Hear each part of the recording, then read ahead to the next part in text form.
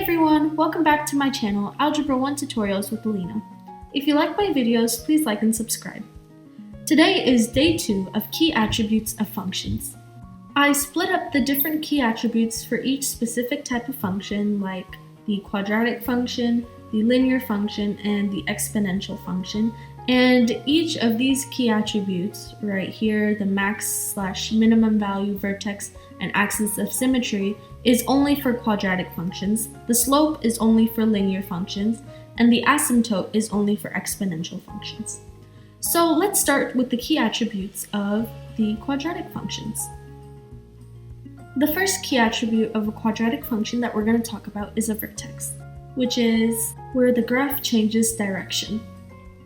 So if we were going to look on this graph right here, and we were to find the vertex, we would try to find the area of the graph where it seems to change direction. So over here you can see it's going down, down, down, down, but once it reaches this spot here, it seems like it's not really going anywhere. It's not specifically going up or specifically going down. So that is going to be the point where the graph is changing direction. And so if we were just to make a point right here, this would be considered our vertex. It is the point where the graph changes directions. The next one that we're going to talk about is the max/minimum value, which is the y value of the highest/lowest point on the graph. So a quadratic graph can either be a max value graph or a minimum value graph. And so the graph on the right over here would be a minimum value graph because, as you can see, this does not have a max point on the y-axis because it's just going up into infinity. But it does have a minimum point on the graph, a minimum y value. And that would be right here, renamed the vertex. So this would also be the minimum value. So if we find the coordinate points of this point, this is 0, 0. And so we said it was the y value of the highest or lowest, in this case lowest point on the graph. And so the y value of this point is 0. So the minimum value would be equal to 0. Or you could just plot the point. The last one we're going to talk about for a quadratic function is the axis of symmetry, which is the vertical line that divides the graph into two equal halves, which is basically just the vertical line that passes through the vertex. And so our vertex over here is 0, 0, and so the vertical line that crosses it would actually be the y-axis right here. And so let me just draw the line. And so this line right here would be the axis of symmetry. And you can see that if you reflected one side, let's say if you reflected this side onto the other side, it would be an exact match, which shows us that this is the axis of symmetry. Let's move on to the key attributes of a linear function. So for this one, we have the slope, which is just the constant rate of change of y over x. And so this might sound a little complicated at first, but it's really not. There's actually a formula to find slope. The formula is slope is equal to y2 minus y1 over x2 minus x1. And so this formula would usually work better if you had a set of coordinate points. To make this formula work, you need at least 2 coordinate points. And let's say we have 2 coordinate points here. One's like 1, 2, and one is 3, 4. And so if I wanted to find the slope in between these 2 points, I would take the y value of the second one, which would be 4, and I would subtract it with the y value of the first one, which would be 2. And I would divide that by the x value of the second one, which is 3, the x value of the first one, which is 1. So if you subtract, this gives you 2 over 2, which simplifies down to 1. So the slope of those would be 1. So this formula is really useful when you have 2 coordinate points and you just want to find the slope in between, but if you have a graph, there's a faster way. Instead of using slope is equal to y2 minus y1 over x2 minus x1, you would use slope is equal to rise over run. And so the way you would do this, you would find one point on the graph, and so let's choose the origin here because it passes through the origin. So that's 0, 0, and then you would find another point. And you can see there's another point right here that it crosses. It's right here. It's at 1, 1. And so now that you have your 2 points, you would do rise over run. So how much did you rise to get to the next point? So I rose 1 on the graph. I went up 1 to get on the graph to get to the next point. And then I went to the right 1 to get to that point on the graph. So that's 1 over 1, which would be equal to 1. So I'm going to do another one on the same graph right here. Let's say instead of this one, I picked 4, 4. Right? And our original point was 0, 0. So I rose 4, and then I went to the right 4 to get to the point. So my rise would be 4, and my run would also be 4, and this would also be equal to 1. As you can see, both ways I did it, I got the same answer for the slope. So whenever you do slope, you should always get the same answer, no matter which 2 points you pick on the graph. Let's move on to our next one, the key attributes of an exponential function. Over here we have the asymptote, which is the horizontal line on the graph that the function approaches but never touches. And so to find the asymptote, it's pretty easy. You pretty much just look it over by eye, and you see where on the graph the function seems to approach, but no matter how close it gets, it just never touches it.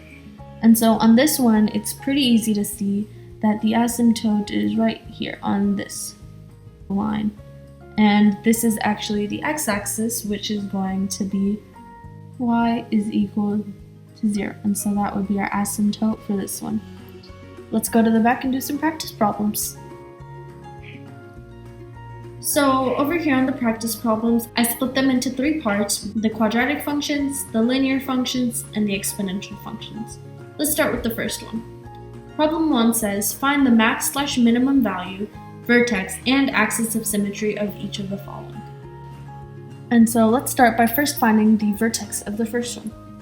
The first one, you can see it goes down, down, down, down, down, and then about right here, it stops going down. And so that's going to be our area where the graph starts changing.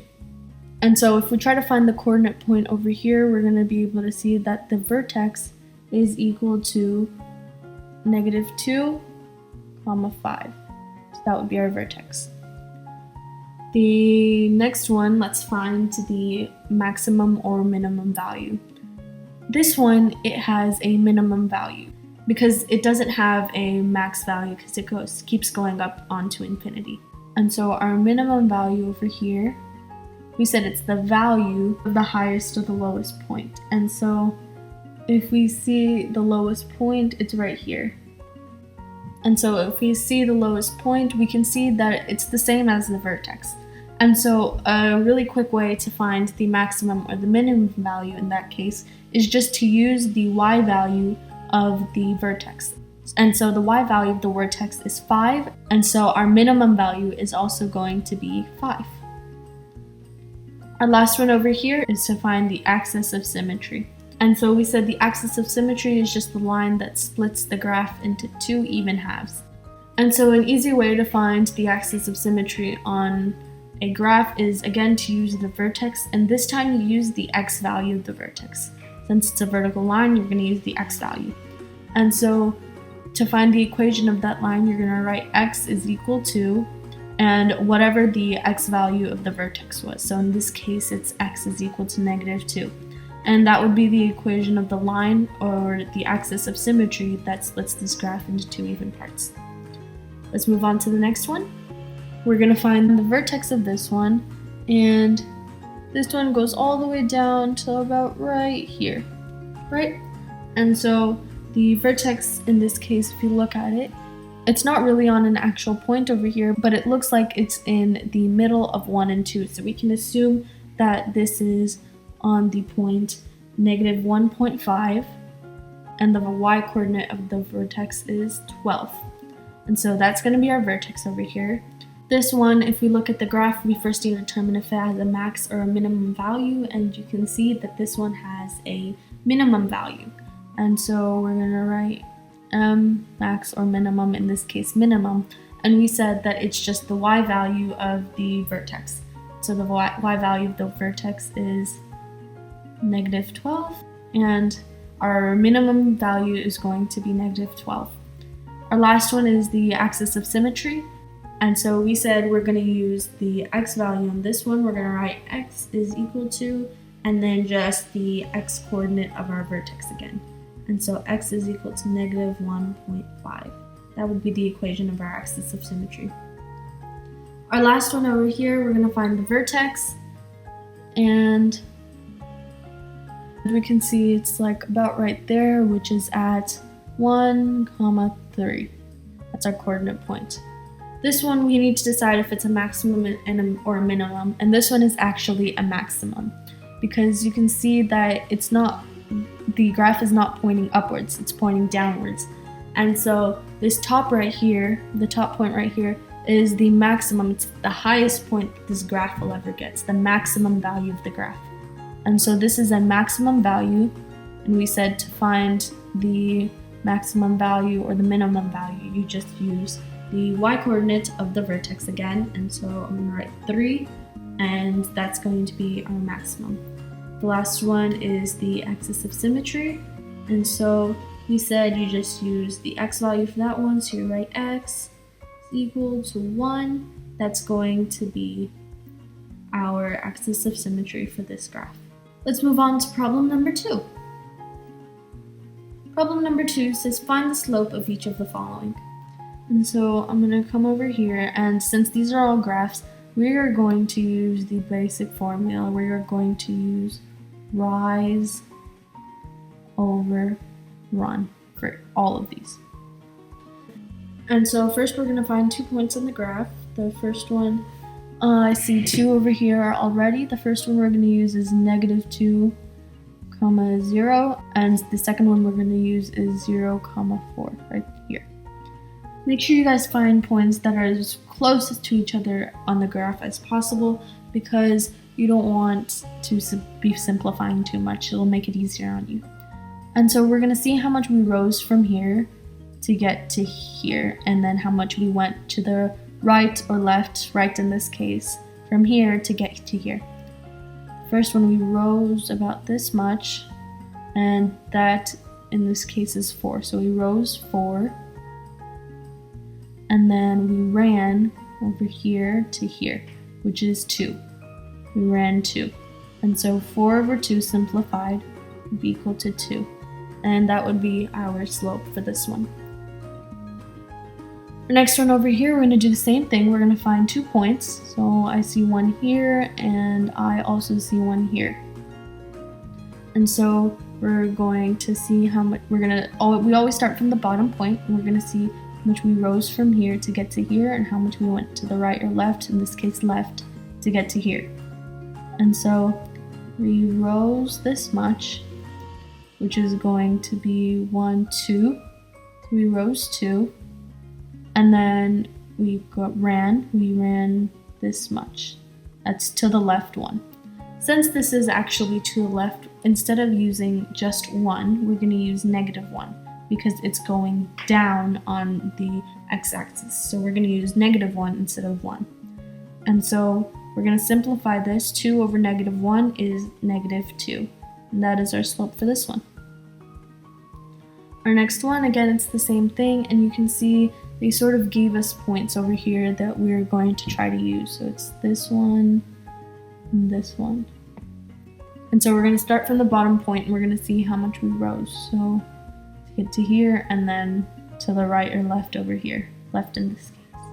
So we're going to rise up over here till there, and you can see that's 1, 2, 3. We rose 3. Over, and then we going to the left, so we know this is going to be a negative value, and we went over 1, 2, 3, 4. That's negative 4. And so you can see that we can't really simplify this, so it's going to stay like that. So our slope is going to be negative 3 over 4. Let's go to the last one, the key attributes of exponential functions. And so over here, we said the asymptote is the horizontal line that the graph or the function approaches but never touches or crosses. And so you can see over here, it's pretty easy to tell that there is a line right here. And you think it's touching it, it looks like it's touching it, but in reality it's really not. It just keeps on going forever into infinity, that side, and just never touches the specific line. So in this one right here, it's pretty clear that there's a line that it's trying not to touch. It's like right here, right? And so we're gonna write the equation of this line.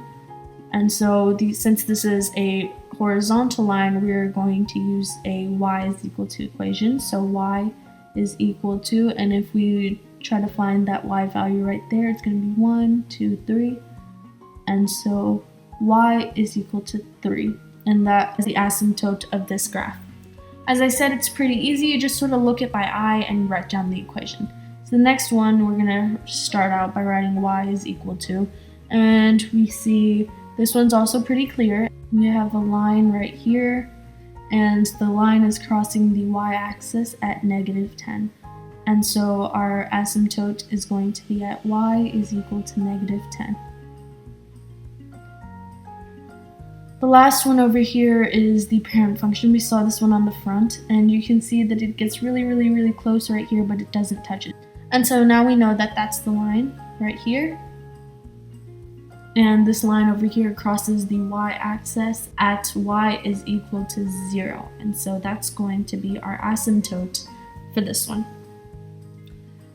I hope you guys understood everything that was going on in the video. Drop some comments down below on any questions you have regarding this video, any of my other previous videos, or any other topics you want me to go over in the future.